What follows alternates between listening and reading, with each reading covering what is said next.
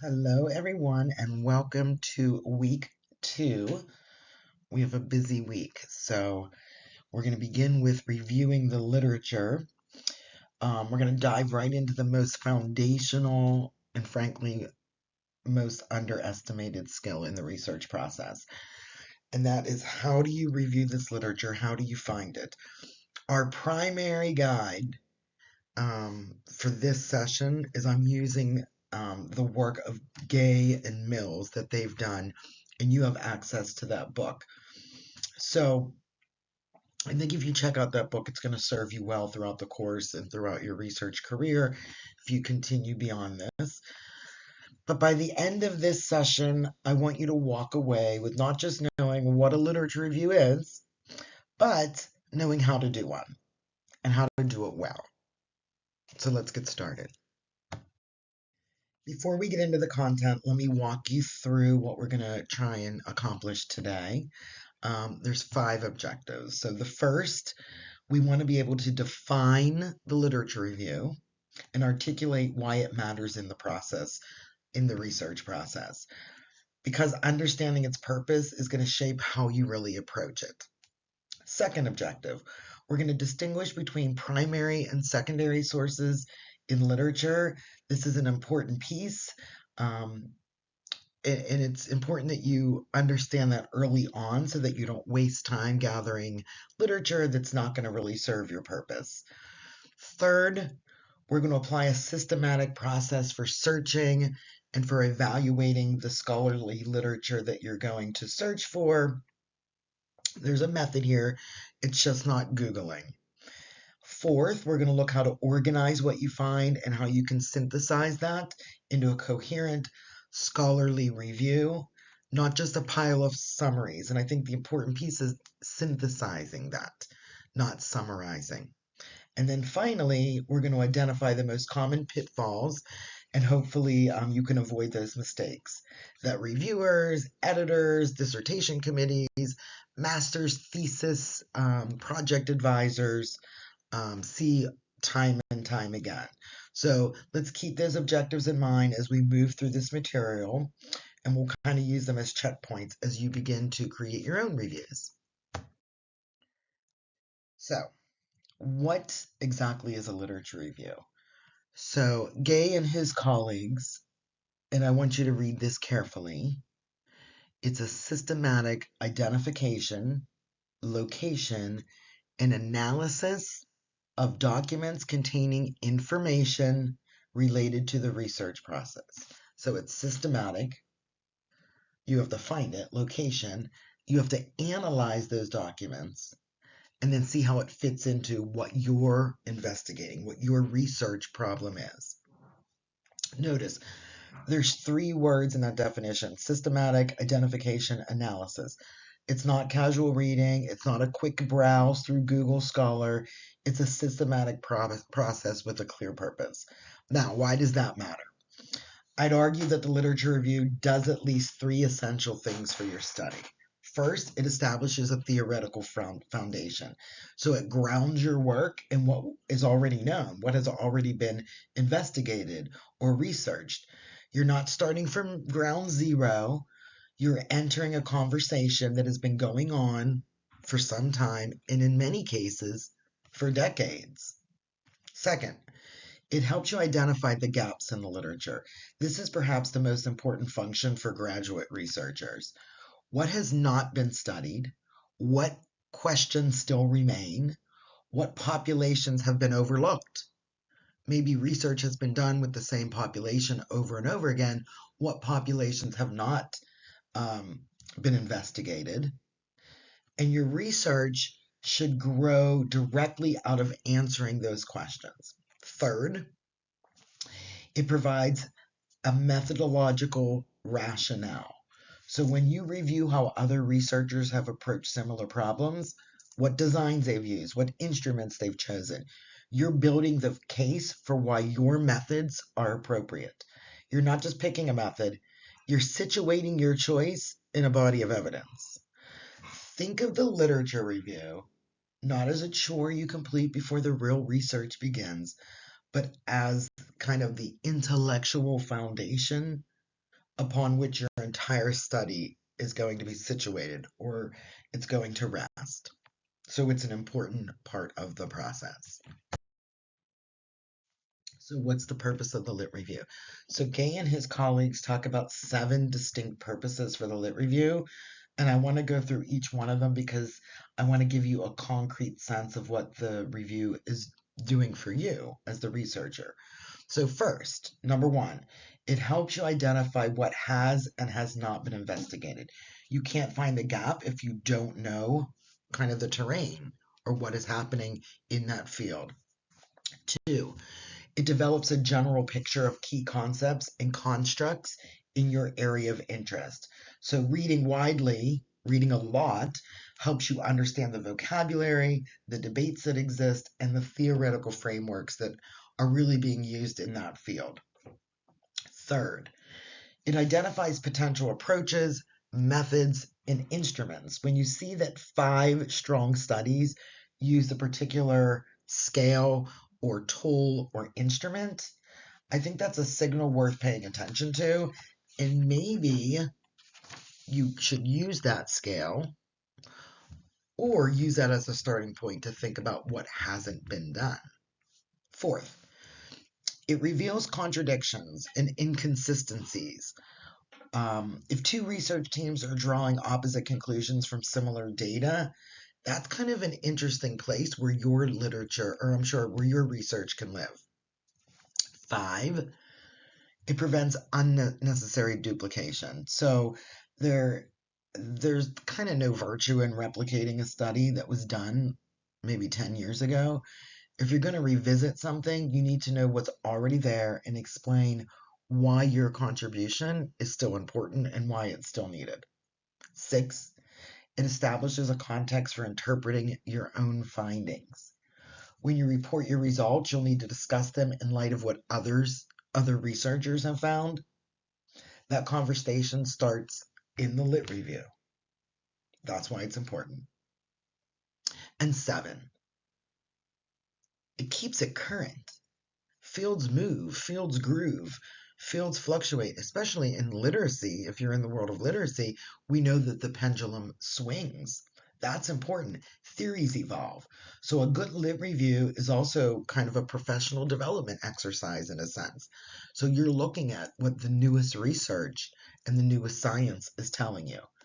So the next time you're tempted to treat the lit review kind of as like, hey, I'm going to check this box, go back to this list, think about this list as you move forward. All right, so I've established why it's important. So let's talk about where this literature comes from. There's a clear distinction between primary and secondary sources, and that distinction really matters. So you'll notice on the slide we have primary sources, we have secondary sources. So let's look at primary sources first. These are first-hand original accounts. They're journal articles that report the results of actual research studies. They're dissertations, their thesis, where researchers conducted an original investigation. Their conference proceedings, their technical reports, their published instruments. When you read a primary source, you're reading the researcher's own account of what they did.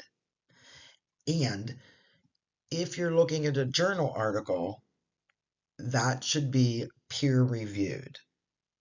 So it's not editor reviewed, it's peer reviewed. So peers in that field have reviewed it, found it viable and valuable, and now it's being published.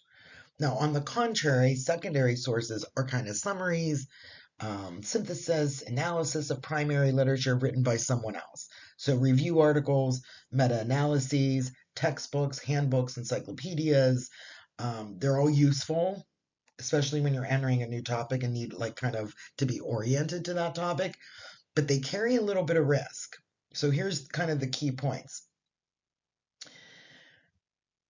In literature reviews, we prefer primary sources. When you rely on secondary sources, you're trusting someone else's interpretation of the original work, right? Think of, it's secondhand information. When you do that, that introduces the possibility and sometimes like the likelihood of that information being distorted in some in some fashion. So a textbook author may have summarized a study incorrectly. Oops, that would be horrible. A review article may have emphasized certain findings over others for reasons that don't align with what you're doing. Now, secondary sources are a legitimate starting point. We kind of use them to get our bearings, to identify the key authors, and to kind of trace the information. But then you want to go back to your primary or original sources always. So if you're reading something and time again, the same name comes up in these meta-analyses or these summaries or these reviews, why not go back and read the original? Here's a for instance. Bloom, right? Written in 1956, created Bloom's taxonomy. Everything we know about teacher questioning goes back to Bloom's taxonomy. Well, think about it. From 1956 to modern day, there's been a lot of interpretation. Go back and read the primary source. So on this slide, I laid out a clear 5-step process for conducting a literature review. This is kind of how I visualize it and how I see it. I want to walk you through it because it gives you kind of an actionable framework rather than just a general idea. So, step 1, define your research problem. So this sounds obvious, but it's where many students and many authors and many researchers go wrong. So if the problem is too vague, for instance, I'm interested in student motivation. When you search for that, it's going to be unfocused and unmanageable. You're going to get millions of hits. Think back to week 1 when you saw Jackie's overview of searching the database. So before you search in the database, you need to be able to kind of state your research problem clearly. Identify your key variables, establish the scope of your review. So before you get into starting the lit review, you've got to define what this research problem is. And maybe that takes conversation with peers, colleagues, and myself, or other people in your life. So you want to make it manageable. You don't want to make it too broad. But you also don't want to make it very specific that you're not going to be able to find information. So that, I think, is a big hurdle to overcome. But once you overcome it, you're on your way. Step 2, and that's searching the literature. So this is the most demanding step, probably. I'll spend the next slide kind of going a little bit deeper into this. But the short version is this. Use academic databases with controlled vocabulary, use systematic search strategies, and document everything. Save those articles to your desktop, put them in a folder, but also keep a little notebook or a Post-it and document what words you're using to search so that you can go back to that, right, if you need be, or pivot from that if that wasn't working. All right, step 3, and that's obtaining and reading the sources that you find. So you can't read everything. You can't read everything in full, not right away. So read titles, read abstracts, do that first to determine if it's even relevant to what your research problem is. An abstract is a really great way to say, yes, this goes in the yes pile, or no, this goes in the trash. All right, so that's kind of the first thing. Then move to full text for sources that kind of make the cut, that go in the yes pile, right? Then you can get into reading the full article. Read primary sources when possible. Locate and find the original reports when possible. Put those in your yes pile. So think of it as 2 buckets, the yes and the no. And how does it end up in the no? It doesn't help me define my research problem. When I read the abstract, it doesn't fit for what I'm looking for. A great article, I'm sure, but not for my purposes. Step 4, and that is kind of organizing everything. And as you read, you kind of want to find a way that works for you, that's kind of systematic, that you can record your information. We'll talk about what to capture, but the point is, don't rely on memory. You want to take notes if that's on paper, if that's paper and pencil, if that's annotating, on the computer, if that's making an Excel spreadsheet of the articles and the information that's in them, whatever works for you. But you need to kind of do that right out of the gate. Now, mine is kind of very old school the way I do it. So I find my articles that fit with my research process. I actually print them, and then I number them. Article 1, 2, 3, 4, 5. Then I go to a spreadsheet and I have Article 1, the authors, I have the citation, and then the information that's really important. And sometimes I will pull some direct quotes from that and put the page number so I can use it later when I'm writing. All right, step 5, and that's writing the review. So here's where the real kind of where you show your brain, the intellectual work really happens, and that's synthesizing, comparing, identifying patterns, and building your argument for why this research should be conducted.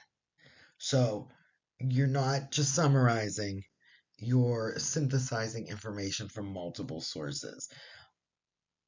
These steps, these 5 steps, are sequential, but in practice, it probably doesn't always happen that way, right?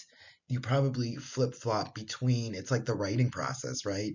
You may get to step 3 and have to go back to step 1 and refine or redefine your research problem. So don't feel like once you've closed the door on one step that it's closed. You may have to reopen it. All right, so let's go a little bit deeper into searching the literature and what that search process looks like, because that's a lot of times where you can get in the weeds. And when I say you, I mean me also. This is kind of where sometimes we can get lost. So on the left, you're going to see the key databases for educational and social science research. So the biggest being ERIC, right? I'm sure we've all come across ERIC before. It's a primary database for educational research. This is an education degree, so that's why I share it. PsycInfo is vital in psychology and behavioral science topics. So if you're doing something on motivation, student motivation, you may find things in both ERIC and PsycInfo. Academic Search Complete is through EBSCO. And it gives you kind of a broad interdisciplinary coverage. So sometimes that might be somewhere where you may find some information. Google Scholar is pretty useful for tracking citations, but use it kind of thoughtfully. It's not curated. So, it's more AI generated. So the quality varies widely. So you don't have someone behind Google Scholar like saying these are peer reviewed, these are valuable journals that they're published in. So I kind of use Google Scholar sparingly or kind of tongue in cheek when I use it. I take it for what it's worth. ProQuest, dissertations, and theses, that's a great one because dissertations are great for primary sources because those people who are writing their dissertations and receiving their PhDs are doing original research. And I think sometimes it's underused when it's a great place to start. You have Scopus, Web of Science is probably the last on my list. But it will also help you track your citations. I never use that piece of it. Some people do. I personally don't. On the right, you'll see the strategies that Gay and colleagues talk about for using these databases effectively. So you'll see in the one chapter where they talk about this. I'm not going to go through those each one, but I think the second is probably the most useful when you're searching. And Jackie showed just in the video when you can use an and or not to narrow your search. That's often helpful in ERIC and PsycInfo and EBSCO. I've never used it in Google Scholar, so I don't know if it's possible. And then maybe the last thing is citation chaining, and that's sometimes also called the snowball method, and that's kind of following references back from key articles that you've already found. And then you go forward and you look in like Google Scholar and say something like cited by, and you use those names, that'll lead you kind of down a path to find other articles.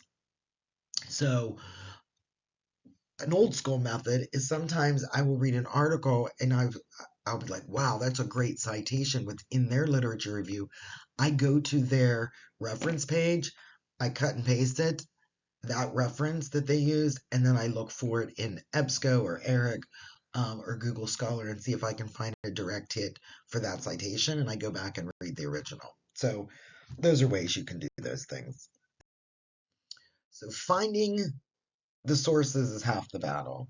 The other half is kind of evaluating them critically to make sure they're of quality. So not everything that appears in a journal is equally credible, equally rigorous, or equally relevant to your question, right? Not everything's going to be a great hit. Um, so this framework is the CRAPE framework, and this was developed by librarians kind of as a practical evaluation tool, and it kind of maps to what we're doing. So here's the crap. It's probably CRAPE, but I'm not a librarian. I'm being funny. So let's look at the first kind of caveat that they talk about, and that's currency. So when was something published? You know, it depends on your field, because in a fast moving area like ed tech, let's say, a study from 2010 is just going to be outdated. In a more stable area, let's say something in I'll say literacy because that makes sense. Something like the National Reading Panel from 2000, that's a landmark piece of literature that you have to examine. So, although it may be 26 years old, it's still relevant. The other reference I used earlier was Bloom's taxonomy. Like, is that still relevant to your problem? So, currency becomes important because you have to think about your field and maybe how fast paced or how fast moving it is. And I think ed tech is a really good example of that. Assistive technology, right? We used to talk about assistive technology like pencil grips, and now we're talking about speech to text or text to speech. So think about that. The second is relevance, thinking about, does this source actually address your research questions, your variables, your population? So a study on motivation in undergraduate engineering students may not transfer clearly to middle school reading motivation, right? You have to be honest, is that a good fit? Maybe some of the motivation piece, but engineering undergraduate students is much different than middle school reading students. So thinking about the relevance of whether or not that fits. The third thing is authority. Who wrote it? What are their credentials? Where do they work? Is the journal peer reviewed? Was this a single institution study by like a doc student, or was it a multi-site investigation by established researchers? I'm not saying a doc student is not good authority by all means, but really thinking about who the writer is. And I think most importantly is it written in a peer-reviewed journal? Being a doc student doesn't disqualify them, but you want to think about the weight that that might carry. The fourth is accuracy. Is the methodology sound? Are the claims connected to the evidence? Does the study acknowledge its limitations? Is a well-designed study that acknowledges limitations more trustworthy than one that overstates their findings? So thinking about accuracy is important. And then finally, purpose. Why was this written? So a study that's being bankrolled by a pharmaceutical company and they're talking about their own drug, that's going to require some scrutiny, right? That's like when the equivalent is this curriculum companies, and they tout on their website or in their white papers all the great things about their curriculum. Well, you wrote the paper. You're not going to say anything negative about your own curriculum, right? All your findings are going to be positive. So knowing the purpose um, kind of helps you read for bias. And then look and see if it was funded. So you have to declare if your research is funded in your paper, and looking at who the funder is sometimes can give you some insight. All right, so you've searched the databases, you've evaluated your sources, and now you have a stack, physical or digital, of relevant articles. So now what are you going to do? So Gay and his colleagues are quite specific about abstracting and organizing, and their approach remains pretty sound even in the era of digital tools. I think you might find it helpful. So on the left, you see the core recommendations for what to record for each source. Notice that it goes beyond just the citation and a brief summary. You want to capture the research design. Was it quasi-experimental? Was it a case study? Was it phenomenology, a survey? You want the sample size and the characteristics of that sample. You want the key findings, the conclusions, and any limitations that the authors or researchers identified. And you want to note the page number of anything you might quote directly, which I referenced to earlier. Going back to find page numbers later is by far one of the most painful things. So you see a quote that really punches home for you, put it, keep it, put the page number. But here's the element students often skip, and that's kind of the personal reflection of it, or the personal evaluation. Um, was the methodology appropriate? Did you find the feelings robust? How does it connect to your problem?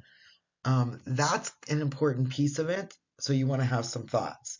On the right, you have 4 organizational strategies that many times students find helpful. So let's look at the first one, and that's the thematic matrix. This one's pretty helpful, pretty powerful, where you create a table. You have sources in the rows, the key terms, variables, those are all in columns. And then you fill in each cell with a brief note. Suddenly, you'll start to see some patterns emerge. That doesn't happen when you have them side by side, right? Like on the table. So often organizing them electronically in some sort of matrix can be helpful. And maybe you do it by hand, but electronically seems to be a little bit easier because then you can search for key terms. The second methodology to kind of organize is concept mapping. This is really good for visual thinkers so that you can see relationship between bodies of work. And maybe you do that electronically, maybe you do that on paper. The next one is a reference manager. So there are reference managers that you can use. RefWorks, Zotero is one. They store your sources, they organize them into folders, they generate citations in bibliographies, although not always perfect APA if they haven't updated to APA 7. And a lot of those you can integrate right into Word. It's like an add-on. If you aren't using one, you could try one. I personally don't use one because I know APA really well, but some people find reference managers helpful. And then the annotation spreadsheet, right?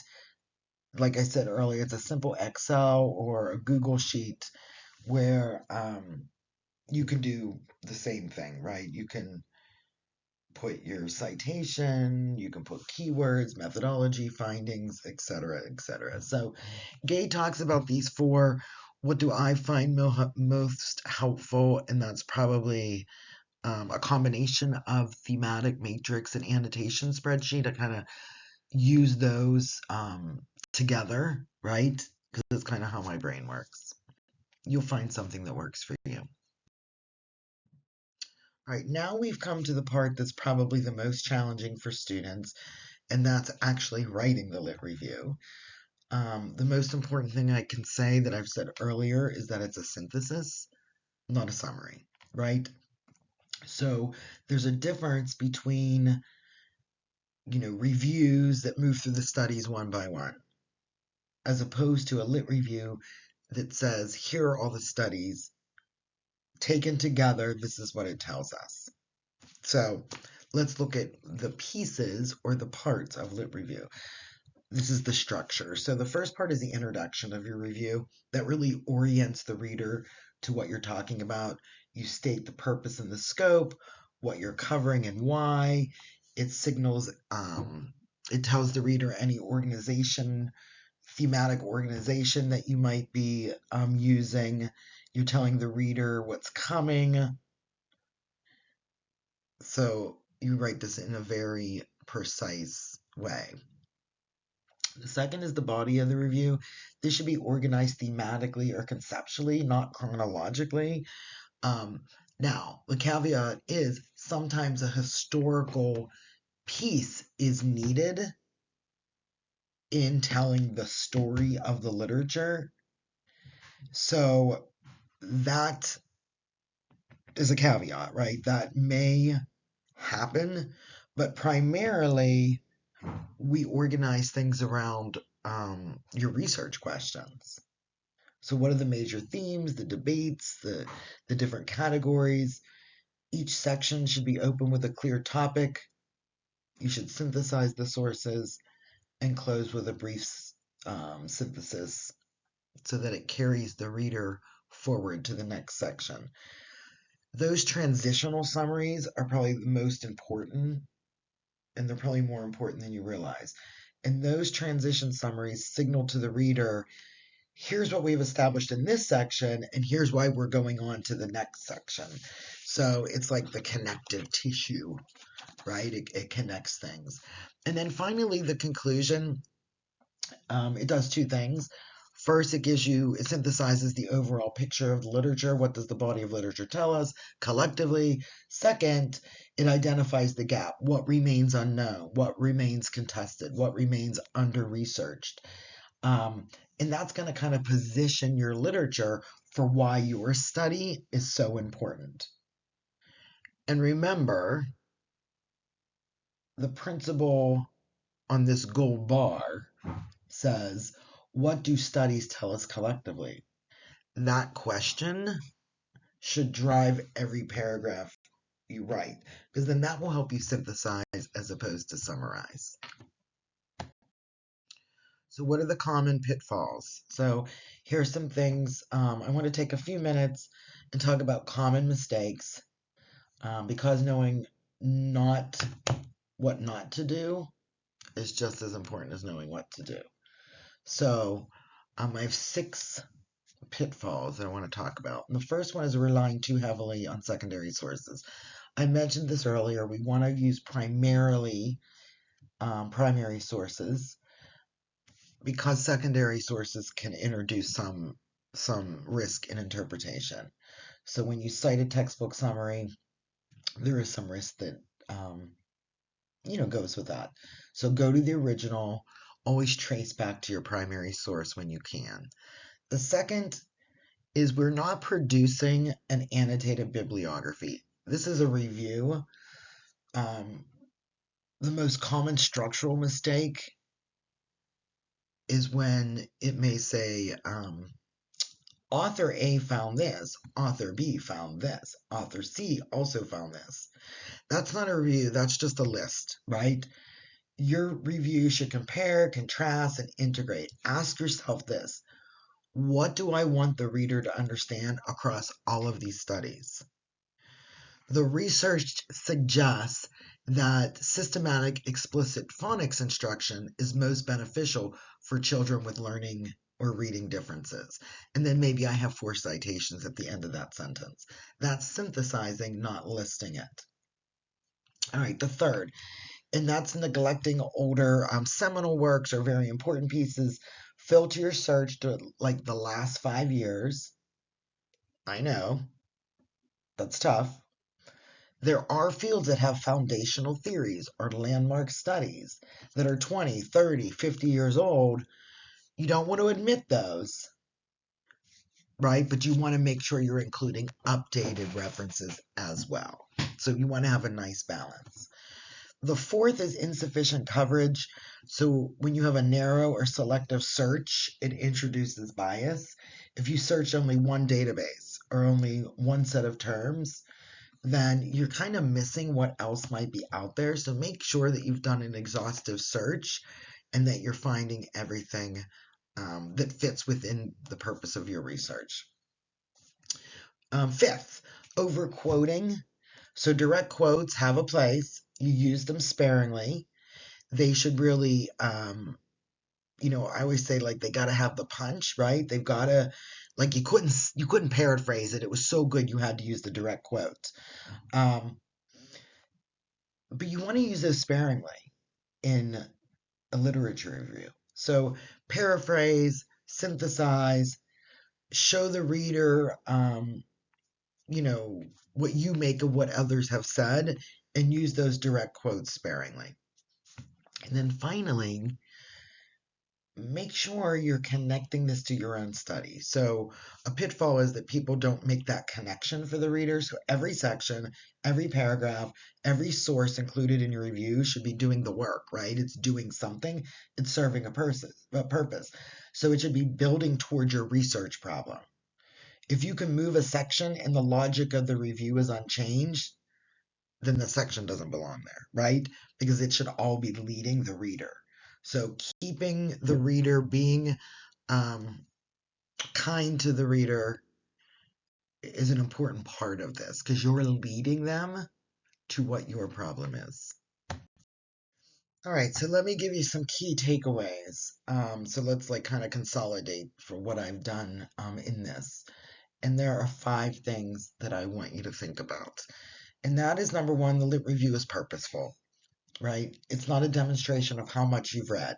It's an argument that your study is needed, that it's well grounded, that it's well designed.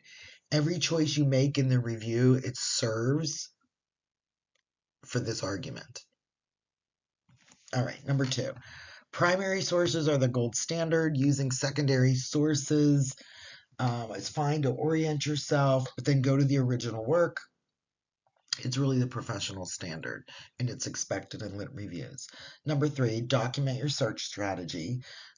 Keep notes on those descriptors and how you're searching for things in databases so that you can go back to that. So keep a record. And in your methodology, you do talk about your search strategy, so you want to have those notes. 4, organize your review thematically and make sure you're synthesizing across studies. So your job's to reveal patterns, to reveal debates, to identify gaps, not to report what every study found in isolation. So that's an important piece of it. And then finally, connect the review to what you are studying, to what your problem is. So think of your lit review as the bridge between what is known and what your study will investigate.